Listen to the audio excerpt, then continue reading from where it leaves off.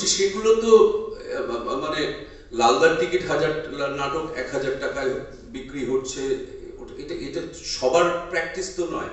আমি বলছি আরো যে নিচে 50 জন ডিরেক্টর নিরন্তর 30 বছর ধরে যে কাজ করে চলেছেন, আমি বলছি স্বপন সেনগুপ্ত, মানে আমি বিভাস চক্রবর্তী, অরুণ মুখোপাধ্যায়, রুদ্রপ্রসাদ সেনগুপ্ত এই পরিধিটার মধ্যে আটকে থেকে কথাটা আলোচনা করছি না, তাহলে কিন্তু বুলুদার নামটা আমি বলতাম না। আমার স্বপন সেনগুপ্ত মতো নির্দেশক আছে, সেইখানে আমাদের যদি একটা সার্ভে করে না সেট করা হয়, আজকে সব কিছু যখন সেট করা হয়, এখন যে কোনো জিনিসকে মানুষের সামনে আনার সামনে, আমি প্রোডাক্ট একদম বলতে চাই না, তার কারণ আমার আত্মার জিনিস খুব বড় ভাবে পণ্যায়িত হয়েছে, এটা তো আমার স্বপ্ন নয়।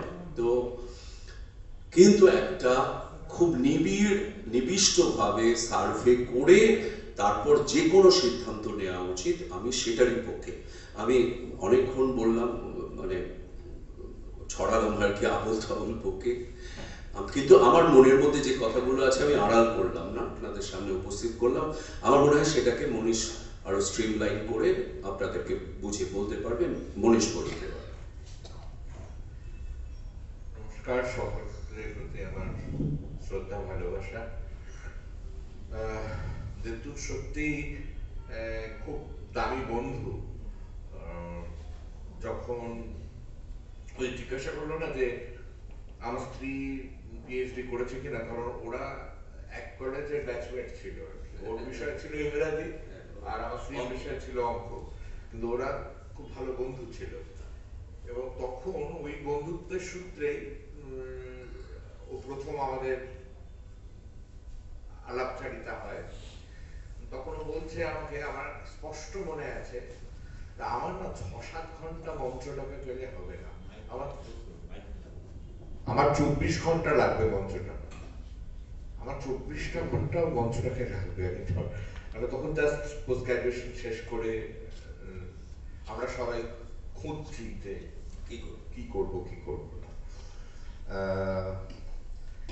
এই যে বিষয়টার মধ্যে একটা মানে একটা গন্ডগোল আছে। হল ভাড়া বাড়া আর টিকিট, নাটকের টিকিটের রেট বাড়া দুটো পৃথক বিষয়। একটা ক্ষেত্রে থিয়েটারের শিল্পীরা হচ্ছেন ক্রেতা, একটা ক্ষেত্রে বিক্রেতা। আমরা হল ভাড়া করে করি মানে আমরা তখন ক্রেতা, এবং আমরা যখন টিকিট বিক্রি করি তখন আমরা বিক্রেতা, টিকিট বিক্রি করে নাটক হচ্ছে। খুব যথাযথ আমাদের থিয়েটারের ট্র্যাডিশন, যে সময়টায় আমরা থিয়েটারে আসছি, যাদের দেখে আসছি, সেই সব রেফারেন্স, কারা কখন নাটক দেখতেন তার যথাযথ উল্লেখ করলো। আমার দু একটা কথা মনে হয়। এক, টিকিটের দাম নিয়ে যদি কথা বলা হয়, আমার মনে হয় মানে ইচ্ছা করে এই আলোচনা ডাকা হচ্ছে, কারণ আমার নাটকে টিকিটের দাম সবচেয়ে বেশি। কারণ আমি যখন কলকাতা শহরে 200 টাকা হাইস্ট টিকিট বিক্রি হতো, তখন আমরা 1000 টাকায় উড়বঙ্গমে টিকিট বিক্রি করতাম হাউসফুল হতো, এবং 2000 টাকায় এখন টিকিট বিক্রি করি।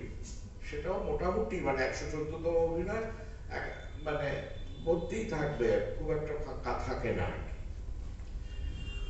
তাহলে ওই সমানুপাতিকের অঙ্কটা বোধহয় এখানে খাটবে না আর কি, যে টিকিটের দাম বেশি হলে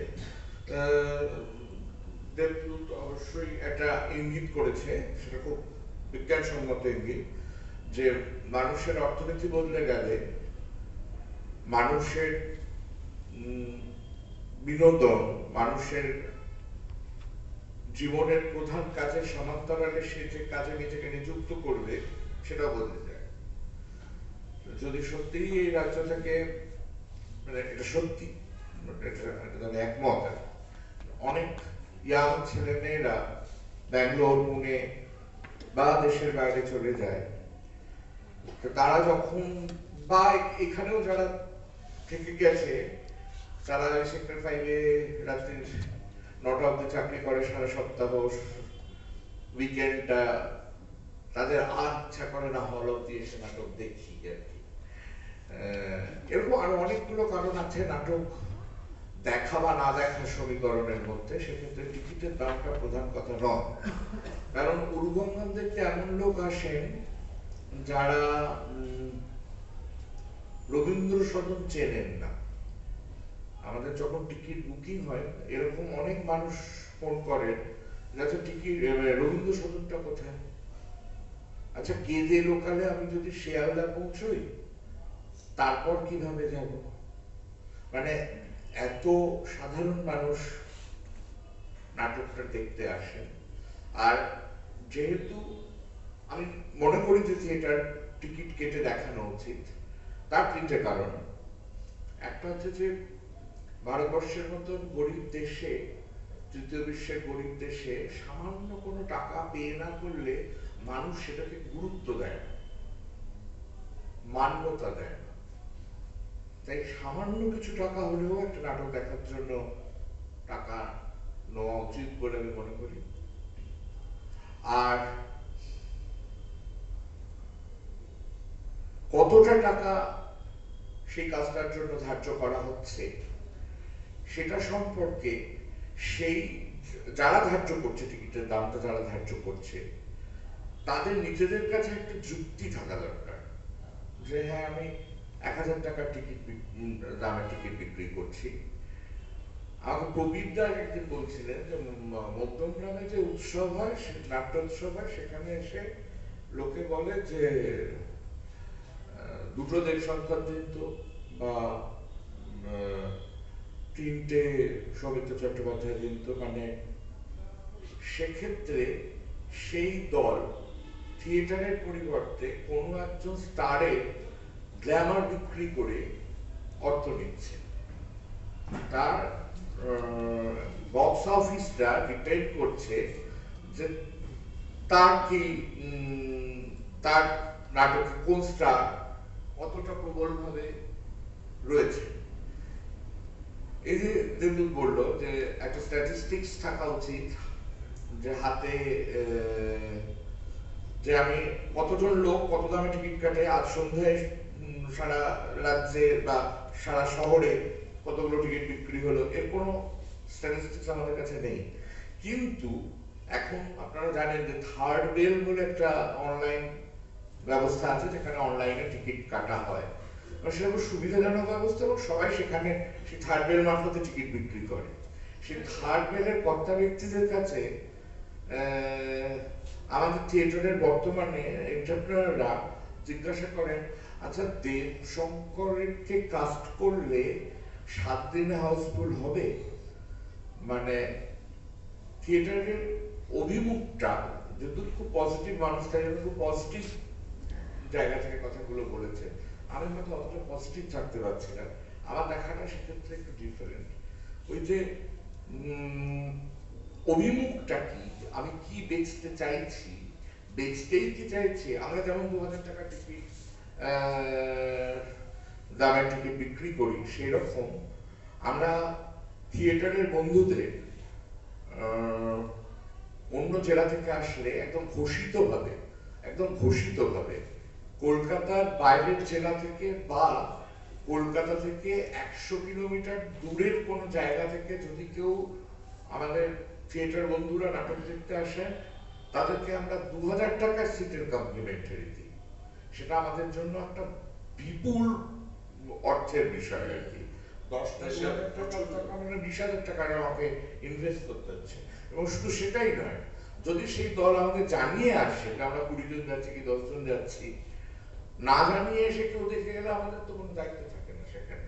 আর যেহেতু আমরা বারবার ঘোষণা করছি যে আপনারা আসলে থিয়েটারের বন্ধুরা আপনাদের টিকিট কাটার দরকার নেই, জলপাইগুড়ি থেকে 6টা ছেলে আসবে, তাদের যাতায়াতে যা খরচ হবে, বা শান্তিপুর থেকে একটা ছেলে আসবে, তার যাতায়াতে যা খরচ হবে, তারপরে সে আমরা একটা 500 টাকা টিকিট, আমাদের মিনিমাম টিকিটের দাম 500 টাকা, যে টিকিট পেছনে বসবে ওটা আমরা চাই না। বরং আমরা আমাদের যে রাতের খাবারটা হয়, উরুগঙ্গম সারা রাত হয় বলে, সেই খাবারটা আমরা বেশি কিছু অর্ডার করি, তাদের সঙ্গে শেয়ার করে নিই, যে রাতে তারা যেন আমাদের সাথেই খাবারটা খায় আর কি। তো সেক্ষেত্রে আমরা কি মন নিয়ে টিকিটের দাম ঠিক করছি, সেটা একটা খুব গুরুত্বপূর্ণ বিষয়। আর একই সঙ্গে আমার এই 6ই ডিসেম্বর উরুগঙ্গমের শো আছে সারা রাত্রি, মানে উরুগঙ্গমের একসাথে 5.5 লাখ টাকার টিকিট বিক্রি হয়েছে, এরকম ইতিহাস আছে, যেটা হয়তো বাংলা থিয়েটারের একটা সত্যি ইতিহাস। 5.5 লাখ টাকার টিকিট এখনো অব্দি হয়তো কিং লিয়ারেরও বিক্রি হয়নি, যেটাতে সৌমিত্র চট্টোপাধ্যায় অভিনয় করতেন। আর এখানে আমাদের কোনো স্টার নেই যার নাম বিক্রি করে আমাদের দর্শক আনতে হয়, তবুও লোকে আসেন, টিকিট কাটেন এবং নাটক দেখেন। আর হল ভাড়া প্রসঙ্গে যে বিষয়টা, আর হ্যাঁ যেটা বলতে চাইছিলাম সেটা হচ্ছে আমরা কিন্তু সমান্তরালে প্রায় 2.25 বছর হয়ে গেল অনুচিন্তন আর্ট সেন্টারের ওই ব্ল্যাক বক্সটাতে প্রতি শনিবার অভিনয় করছি। নিরাড়ম্বর থিয়েটার, একদম সাধারণ আয়োজনের মিনিমালিস্টিক অ্যাটিটিউডের একটা অ্যাপ্রোচের একটা থিয়েটার, এবং এরকম থিয়েটার যারা করতে চাইছেন তাদেরকে ডেকে নিচ্ছে। প্রত্যেকদিন 2টো করে শো হচ্ছে, কখনো কখনো লেকচার ডেমনস্ট্রেশন হচ্ছে, কখনো মানে দেশের অন্য প্রান্ত থেকে ডিরেক্টররা এসে শো করছেন। পুলিশ একটা ডিরেক্টররা এসেছেন, তারা পাপেট শো করেছেন, জানুয়ারিতে তারা আবার আসছেন। সেখানে 150 টাকা মাত্র টিকিটের দাম, এবং নিয়মিত সেখানে কিন্তু প্রায় হাউসফুল থাকছে। অনেকগুলো শোয়ে আমরা লোকে ফেরাতে হয়েছে, এবং ফলে চর্চার গভীরে আমি আত্মকথন করার জন্য কথাগুলো বলছি না, আমি বলছি যে আমি যেটা করি সেটাই তো আমার বিশ্বাস, সেটা একটু উদাহরণ করছি মাত্র। আমি কিন্তু আবার এই উরুগঙ্গম ছাড়া কোনো নাটক কোনো বড় মঞ্চে এই মুহূর্তে করছি না।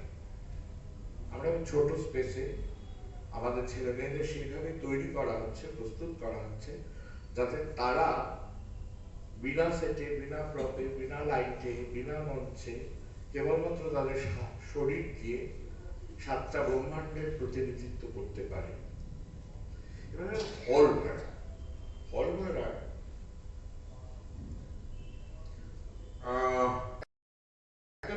একটা হচ্ছে সরকারি হল।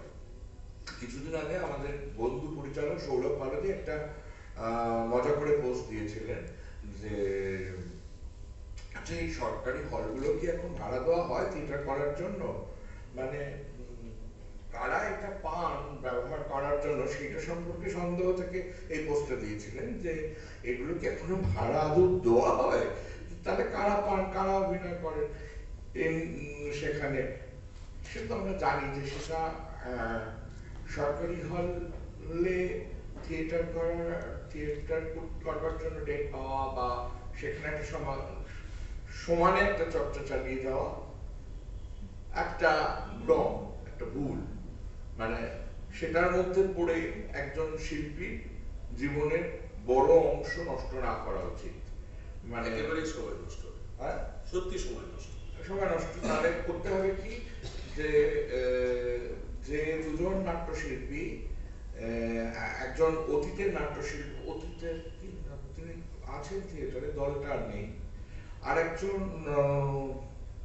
যিনি থিয়েটার এখনো করেন, তাদের রাজনৈতিক দলটাকে সমর্থন করতে হবে, বিশ্বাস করি বা না করি, এবং শর্তহীন চাটুকারি করতে হবে। করলে তবে আমি সরকারি হলটা পেতে পারবো। দুটোই তো একজন শিল্পীর জন্য ভীষণ সময় নষ্ট, ভীষণ ওয়েস্টেজ অফ টাইম।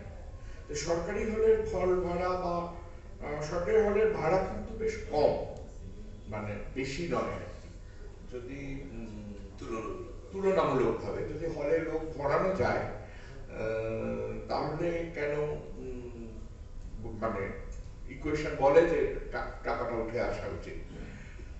কিন্তু এই যে হলটায় আমরা আজকে বসে কথাগুলো বলছি, সেই হলটা একটা নাটকও হয়েছে। তারপর একজন বেশ দীর্ঘদিন ধরে নাট্যচর্চার সঙ্গে গভীরভাবে যুক্ত একজন মানুষ থিয়েটার করেছেন, কিন্তু বেশিরভাগ থিয়েটারই খালি। এই যে এই হলটার ভাড়া তো অপেক্ষাকৃত ভাবে অন্য অনেকগুলো হলের ভাড়ার তুলনায় কিন্তু কম। তাহলে এই স্পেসটাকে আবিষ্কার করার মতন, আর্টিস্টিক্যালি আবিষ্কার করার মতন জোর আমাদের কোথাও বেশি হচ্ছে।